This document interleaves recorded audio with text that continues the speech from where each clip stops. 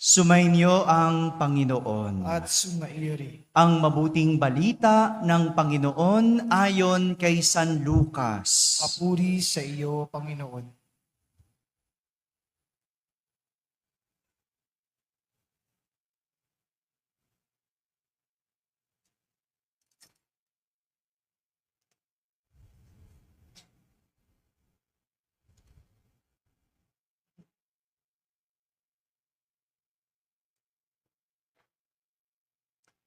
Noong panahong iyon, isinaysay ni Jesus ang isang talinhaga upang ituro sa mga alagad na dapat silang manalangin lagi at huwag manghinawa. Sa isang lungsod, wika niya, may isang hukom na hindi natatakot sa Diyos at walang taong iginagalang. Sa lungsod ding iyon ay may isang babaeng balo na punta ng punta sa hukom at humihingi ng katarungan. Tinanggihan siya ng hukom sa loob ng ilang panahon. Ngunit nang malaunan ay nasabi nito sa sarili, "Bagamat hindi ako natatakot sa Diyos, ni gumagalang kanino man, igagawad ko na ang katarungang hinihingi ng babaeng ito, sapagkat lagi niya akong ginagambala. Baka pa ako mainis sa kaparirito niya." At sinabi ng Panginoon, "Narinig ninyo ang sinabi ng masamang hukom. Hindi ipagkakait ng Diyos ang katarungan sa kanyang mga hinirang na dumaraing sa kanya araw-gabi, bagamat tila natatagalan iyon. Sinasabi ko sa inyo, agad niyang igagawad sa kanila ang katarungan. Ngunit pagdating ng anak ng tao sa daigdig na ito, may makikita kaya siyang mga taong nananalig sa kanya?" Mga kapatid, ang mabuting balita ng Panginoon. Pinupuri ka namin, Panginoong Hesukristo. Magsiupo po lahat at makinig sa humilya. Isang magandang umaga po sa inyong lahat. Pakibati ang katabi, pinagpalang linggo sa iyo. Sa iyo nga, yan. A blessed Sunday sa lahat, sa mga nasa barangay, sa mga nasa tahanan na nagsisimba via online at sa lahat na nasa abroad. Kasama kayo sa aming banal na pagdiriwang dito sa ating parokya. Bago ko simulan ng ating pagninilay, simulan ko sa isang kwento. No? Ngayong linggo, ang aking kwento ay tungkol sa isang lalaki na maraming problema. Sino po ang maraming problema dito? Taas niya ang kamay. Ako lang? Wow. O sige na nga, sinong walang problema dito? Taas niya ang kamay. Ito naman mga to, siguro hindi naligo. No, ayaw itaas yung kilikili ng mga to. Itong mga to, walang participation eh. No? Itong lalaki, maraming problema. Kaya nga, isang araw, naisip niyang pumunta sa kumbento ng mga monghe. Alam niyo po ba yung monghe? Nakita na kayo ng monghe. Anong ginagawa ng monghe? Mga taga-dasal, no? Punta siya sa kumbento ng mga monghe para ilapit ang kanyang problema. Nais niyang maliwanagan sa dami ng kanyang problema. Kaya ang tanong ng monghe, ano bang problema mo? Sabi ka ng sabing madami kang problema. Ano bang problema mo? Isa-isahin mo nga. Sabi ng lalaki, una kong problema, pera. Lagi na lang akong gipit at kapos sa pera. May problema ba dito sa pera? Taas nga ang kamay. Wow. Kanina wala kayong problema, di ba? Nakarinig lang kayo ng pera kahit kailan talaga. Di bale, hindi naman ako monghe, kaya wag niyo sa akin ilapit dyan, no? Problema sa pera, una. Pangalawa, ang problema niya, sabi niya, problema sa asawa. May problema ba kayo sa asawa? Wow. Ako rin walang problema. Wala akong asawa, no? Problema sa asawa kasi daw, ang asawa ay bungangera. Problema ba yon? Lagi na lang maingay yung asawa. Problema niya ang kanyang asawa. At pangatlo, sabi niya, ang kanyang problema ay ang kanyang anak.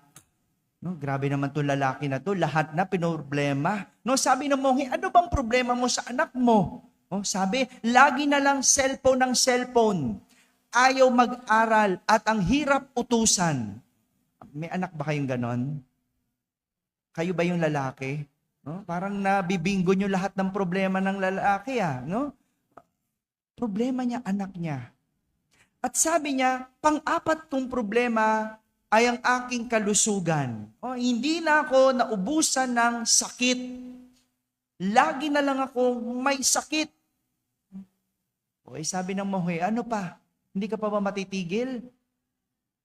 Panghuli, sabi ng lalaki, ang aking panghuling problema ay ang aking kamag-anak. Lagi kaming magkaaway sapagkat hindi siya nagbabayad ng utang. Problema ba yon? Sakit sa ulo yung ganon, no? Sabi ng monghe, sige, kung gusto mong maliwanagan, sundin mo ang sasabihin ko sa iyo. At sigurado, maliliwanagan ka sa mga problema mo. Dahil desidido ang lalaki na maliwanagan sa kanyang problema, nakinig siya at sinunod ang monghe. Sabi ng monghe, ngayong gabi, pumunta ka sa likod ng kumbento at meron doong bukid. Sa aming bukid, may mga kamelyo. Nakakita na ba kayo ng camel? Kahit sa picture lang. Alam mo yun, nakakita ako ng camel nung nagpunta ako sa Holy Land. Nakasakay ako ng camel. No? Umakyat ako ng Mount Sinai, sakit sa singit. No? Kasi yung camel, ang laki. No? Kita niyo ba yung parang bundok sa likod niya, yung bukol? No? Ang laki talaga, halos nakasplit na ako nung ako'y sakay ng camel. No? Ang camel, hindi basta-basta umuupo. Kahit magdamag yan nakatayo. Maliban na lang kung pauupuin siya ng kanyang amo.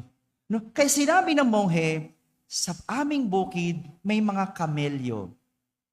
Kapag nakaupo na ang lahat ng kamelyo, o kapag napaupo mo ang lahat ng kamelyo, saka ka matutulog. At maliliwanagan ka sa mga problema mo. Ganun nga ang nangyari. Pumunta ang lalaki sa bukid at magdamag binantayan ang mga kamelyo. Inintay makaupo ang lahat. Ngunit maghahating gabi na, wala pang umuupo. Kaya ang ginawa ng lalaki sa kagustuhang makatulog, isa-isang pinaupo ang kamelyo. Hinihila niya yung leeg para lang umupo. Ngunit sa tuwing may umuupong isa, may tumatayo naman na isa. Kapag napaupo na niya, lilipat siya sa isa, tatayo na naman yung isa.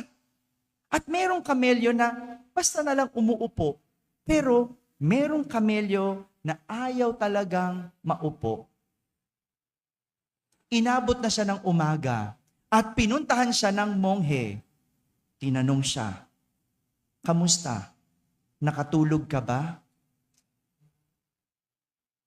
Sabi ng lalaki, paano ako makakatulog? Hindi naman umupo lahat ng kamelyo. Sabi ng monghe, ganyan ang problema. Parang mga kamelyo. May umuupo ng kusa at may umuupo dahil may ginawa ka. May umuupo dahil wala kang ginawa. Pero merong ayaw talagang umupo.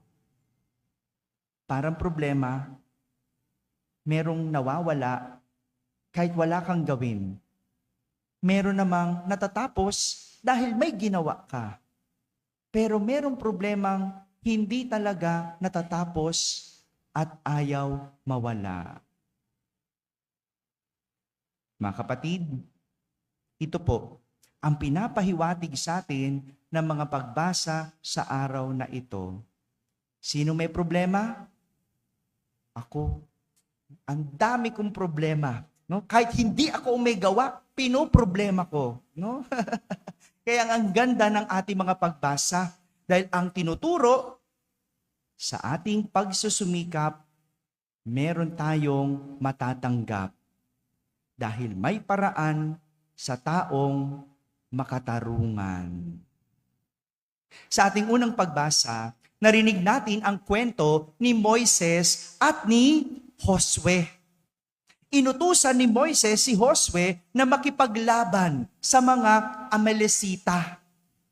Sabi niya kay Josue, kalabanin mo ang mga Amalesita, habang ako naman pupunta sa bundok at mananalangin.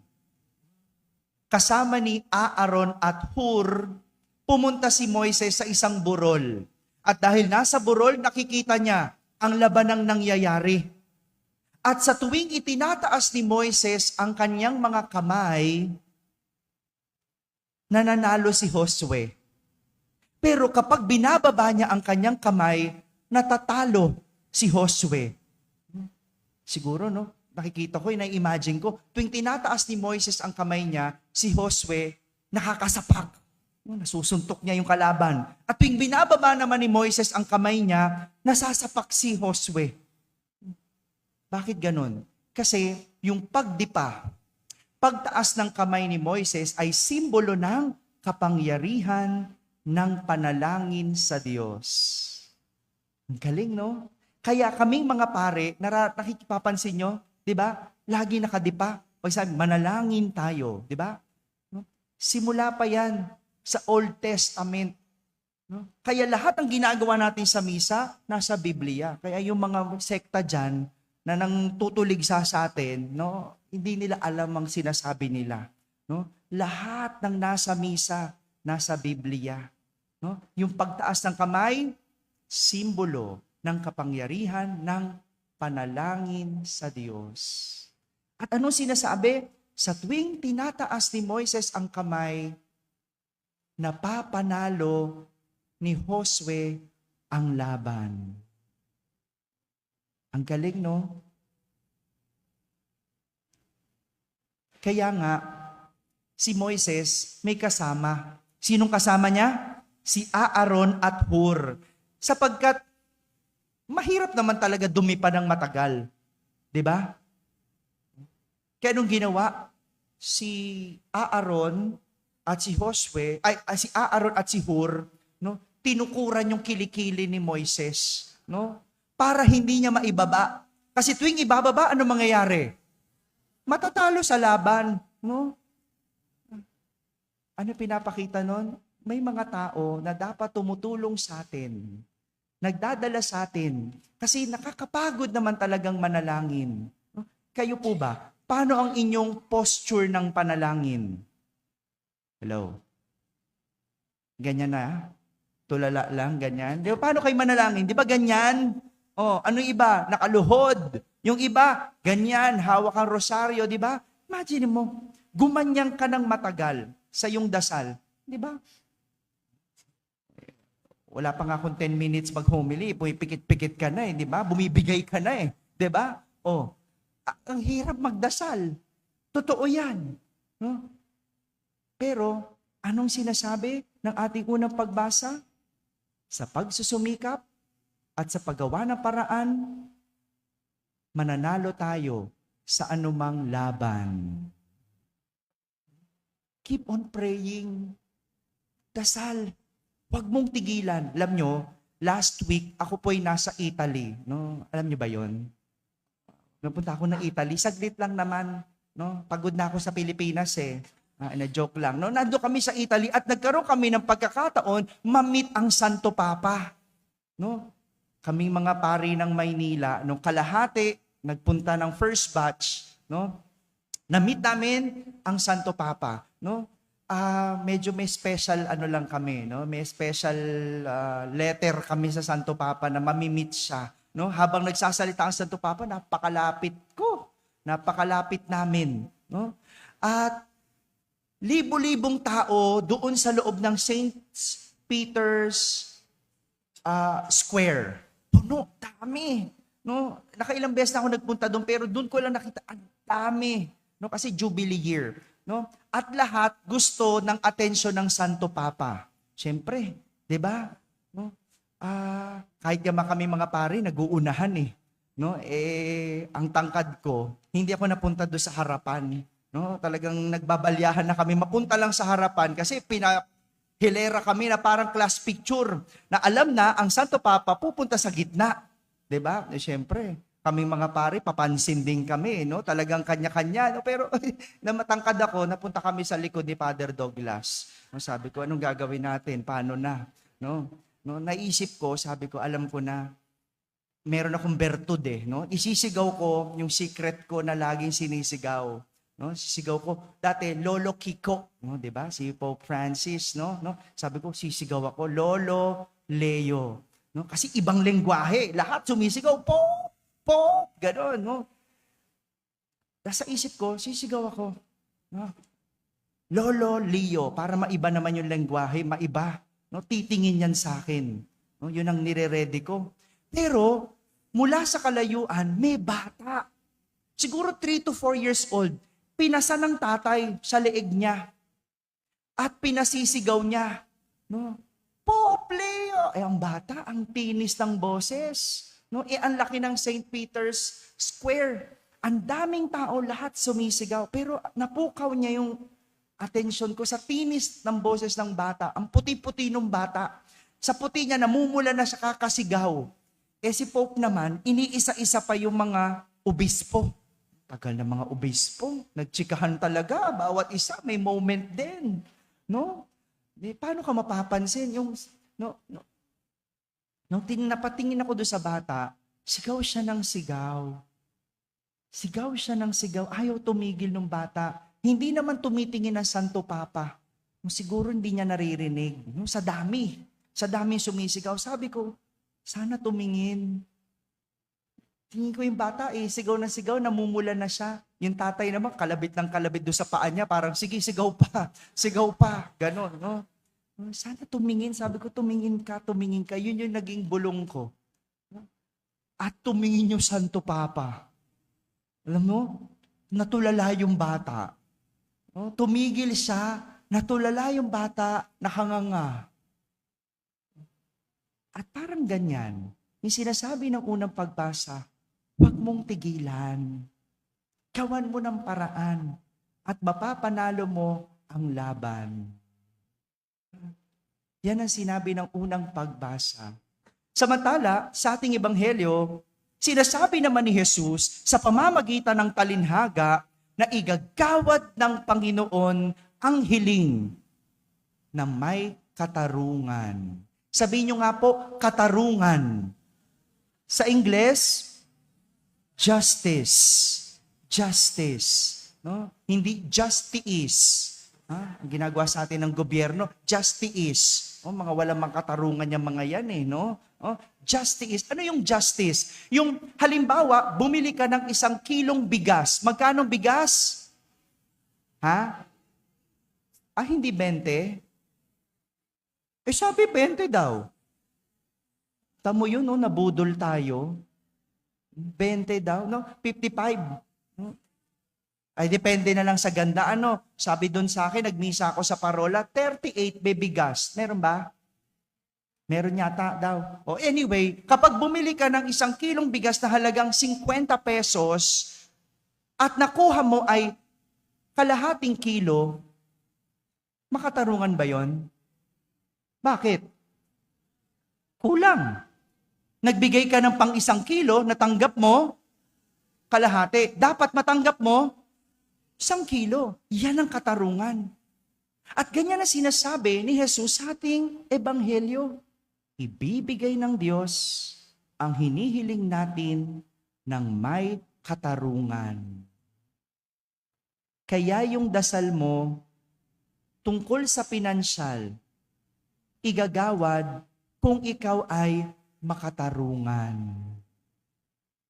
Dasal ka ng dasal na ikaw ay gipit at sana yumaman. Ang tanong, may trabaho ka ba? Hello? Yan tayo eh. Galing nyo humingi na wala ka naman trabaho, may work. Lunes bukas, ayaw mong pumasok, tapos gusto mo, buo sweldo. Hello? Diba? Makatarungan ba yon? Humihiling ka na sana makapagpatawad ka na. Sinong hindi makapagpatawad dito? Taas nga ang kamay. Yang hirap, di ba? Gusto mo magpatawad, pero ayaw mong ngitian. Ayaw mong lingunin. Ayaw mong batiin. Ayaw mong bisitahin. Makakapagpatawad ka ba?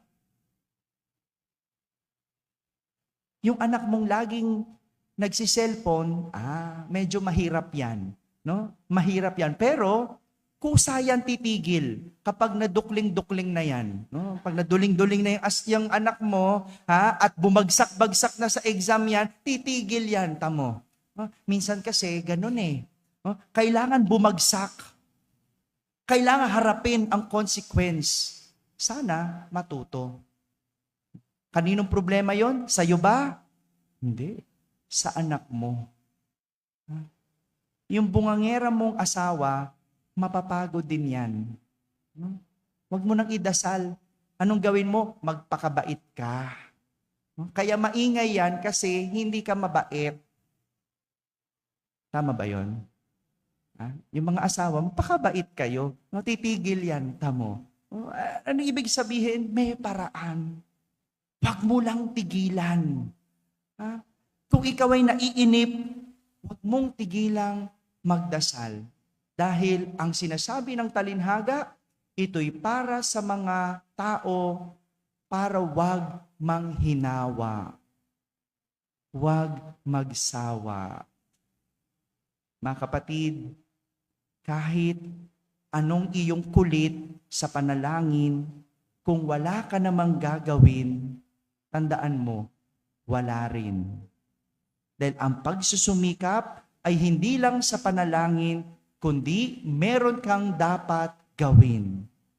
Sa huli, igagawad ng Panginoon ang iyong hiling ng may katarungan. Kaya suriin ang panalangin, huwag puro hiling. Dahil ibibigay ng Diyos kung ito'y makakabuti sa atin. Amen. Amen.